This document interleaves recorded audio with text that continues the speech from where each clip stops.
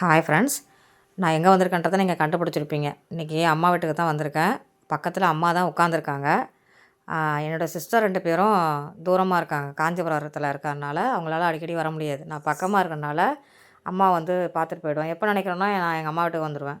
அதேமாதிரி அம்மா எதாவது பார்க்கணுன்னு நினச்சாங்கன்னா அம்மாவும் எனக்கு கிளம்பி வந்துடுவாங்க பார்க்குறதுக்கு. அதனால் இன்றைக்கி அம்மா லஞ்சு ரெடி பண்ணி வச்சுட்டு எதிர்பார்த்துட்டு உட்காந்துருக்காங்க. அம்மா வீட்டில் தான் இன்றைக்கி லஞ்சு.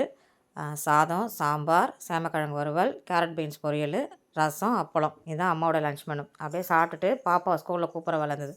போயிட்டு வரும்போது ஒரு ஐஸ்கிரீம் கடை பாப்பா சொன்னா, "இங்கே நல்லாயிருக்குன்னு சொல்கிறாங்கம்மா ஃப்ரெண்ட்ஸ் எல்லாம், வாங்க போய் சாப்பிட்டு வரலான்னு."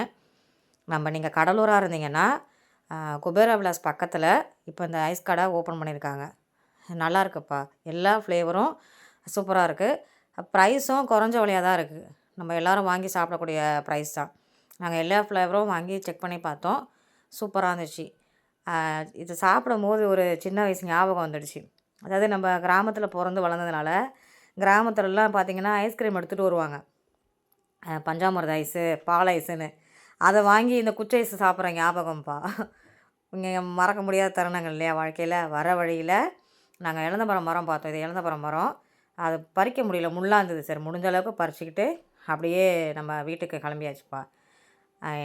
ஏதாவது சந்தோஷமான தருணங்களை உங்களோட ஷேர் பண்ணியே ஆகணும். எல்லாருக்குமே அம்மா வீடு பக்கத்தில் அமையிறது இல்லையா? ரொம்ப தூரமாக இருப்பாங்க.